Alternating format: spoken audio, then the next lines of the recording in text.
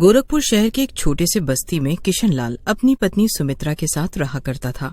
किशनलाल और सुमित्रा के बेटे बहू ने उन्हें कई सालों पहले ही घर से निकाल दिया था। सुमित्रा, काम पर जा रहा हूँ, अपना ख्याल रखना, दवा समय पर खा लेना और खाना भी। और हाँ, अपने बेटे बहू की चिंता करना छोड़ दो। कई साल बीत चुके हैं और उन्हें इतना नहीं हुआ कि वो हमारे बारे में हाल चाल ले ले। अब तो बाल बच्चे वाला हो गया होगा हमारा बेटा कुलदीप। बेटे बहू की लालसा तो होती ही है कि उन्हें एक बार देख लूं, लेकिन उनके बच्चों को एक बार देखने का मन कर रहा है। कुछ चीजें किस्मत में नहीं होती और जो किस्मत में नहीं है उसे सोचकर भी समय बर्बाद करना बेवजह है। इतना कहने के बाद किशनलाल स्कूल के लिए निकल जाता है। दरअसल किशनलाल पास के एक स्कूल में बस चलाने का काम किया करता था। किशनलाल बस ड्राइवर था और वो स्कूल से बच्चों को लाने ले जाने का काम किया करता था। एक रोज स्कूल में एक छोटा सा बच्चा लंच के समय पर रो रहा होता है। अरे बेटा, क्या बात है, क्यों रो रहे हो तुम? मुझे घर जाना है, मुझे स्कूल में नहीं रहना। लगता है आज तुम्हारा पहला दिन है। अगर मैं तुम्हें ये चॉकलेट दूं तो भी तुम रोना बंद नहीं करोगे? जब तक चॉकलेट खत्म नहीं हो जाता तब तक रोना बंद कर सकता हूँ। बिल्कुल कुलदीप जैसी बातें करता है। वो भी स्कूल ना जाने के लिए बहुत रोया करता था। जब तक उसे कुछ खाने पीने को दो तब तक शांत रहता, उसके बाद फिर रोने धोने लगता।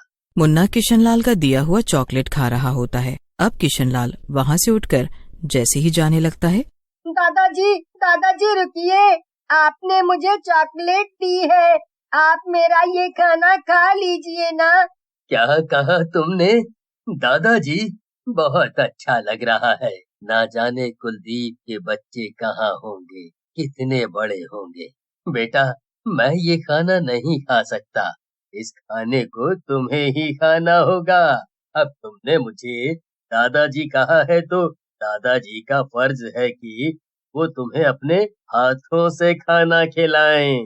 किशनलाल उस बच्चे को अपने हाथों से खाना खिलाकर अपने बस में जाकर आराम करने लगता है। उसे कुलदीप और अपने बहू बच्चों की बहुत याद आ रही थी, लेकिन वो क्या करता, उनके बच्चों ने तो उन्हें पहले ही घर से निकाल दिया था। ऐसे ही समय बीत रहा था। किशनलाल को वो नन्हा बच्चा स्कूल में रोज ही दिख जाया करता। अब किशनलाल भी रोज उसके लिए कुछ न कुछ लाया करता। एक रोज किशनलाल को मुन्ना कहीं भी नहीं दिखता, तो किशनलाल उसके बारे में उसके क्लास की टीचर से पूछता है। टीचर जी, वो मुन्ना आज स्कूल नहीं आया। वो मैं उसके लिए चॉकलेट लाया था। बच्चा है ना, तो उसे चॉकलेट दे दिया करता हूँ। आज उसकी तबीयत खराब हो गई थी तो उसके माता पिता आए थे उसे लेने। अच्छा, ऐसा क्या? वैसे कहाँ रहता है वो? उसके बारे में कुछ पता हो तो बता दीजिए, मैं उसे देख आऊं।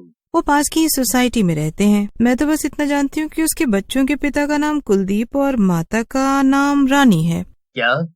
मुन्ना के पिता का नाम कुलदीप और माँ का नाम रानी? ये तो मेरे बेटे और बहू के नाम से मिलते जुलते हैं। और मेरा बेटा भी पुलिस में है। कहीं मुन्ना मेरा पोता तो नहीं? क्या ये सच है? नियति ने मुझे मेरे बच्चे से मिला दिया। अब 2-3 दिनों बाद मुन्ना जब स्कूल आता है तो किशनलाल उसे गले से लगाकर, बिल्कुल अपने बाप जैसा है रे तू। मुझे क्या पता था कि नियति मुझे जिस बच्चे से मिला रही है वो मेरा अपना खून है। किशनलाल को मुन्ना से मिलकर बहुत अच्छा लगता है। किशनलाल एक रोज छुट्टी के वक्त पर मुन्ना को उसके बेटे कुलदीप को ले जाते हुए देखता है और उसका शक यकीन में बदल जाता है। अब उसे कोई भी शंका नहीं रह गई थी कि मुन्ना उसका पोता नहीं है। किशनलाल उसके लिए ढेर सारी चॉकलेट्स, आइसक्रीम्स, बिस्किट रोज लाया करता। एक रोज ढेर सारा चॉकलेट मुन्ना के बैग में देखकर कुलदीप अपने बेटे से पूछता है, किसने दिए तुझे इतने सारे चॉकलेट बिस्किट? कौन देता है तुझे ये सब रोज रोज? एक बूढ़े दादाजी मुझे इतना सारा सामान देते हैं और वो मुझे बहुत प्यार भी करते हैं। आज तो उन्होंने मुझे ये भी कहा है कि मैं उनका पोता हूँ। अजी, स्कूल में पता कीजिए कि कौन इस नालायक को इतना सारा खाने पीने की चीजें दे रहा है। कहीं ऐसा ना हो कि कल को वो इंसान इसे बहला फुसला कर ले जाए।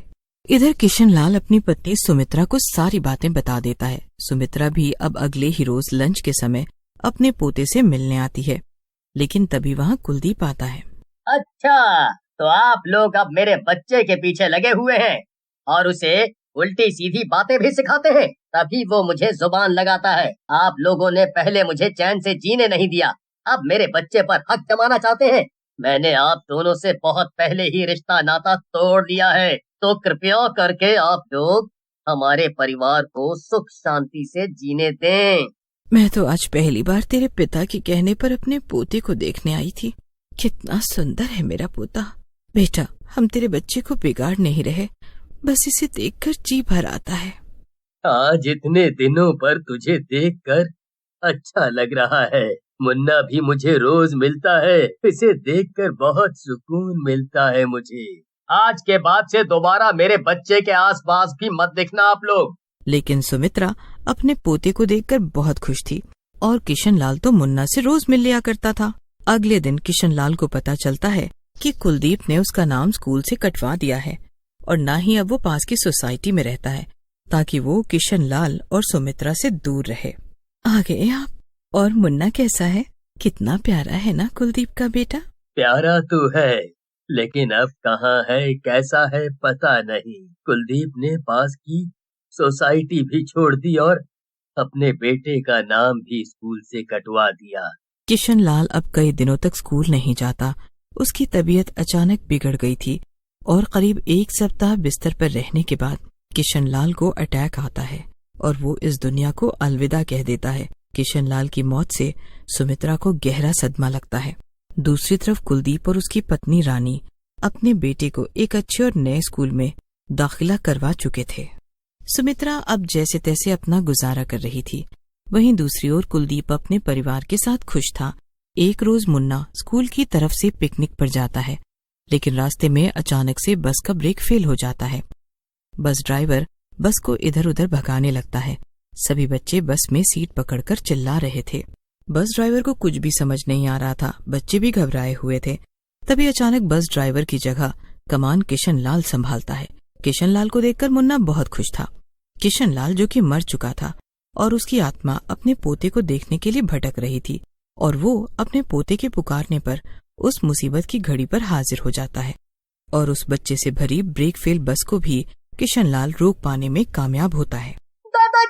दादाजी, माँ और पिताजी ने मुझे आपसे अलग करने के लिए दूसरे स्कूल में नाम लिखवा दिया। अब आप मेरे स्कूल आया कीजिएगा ना।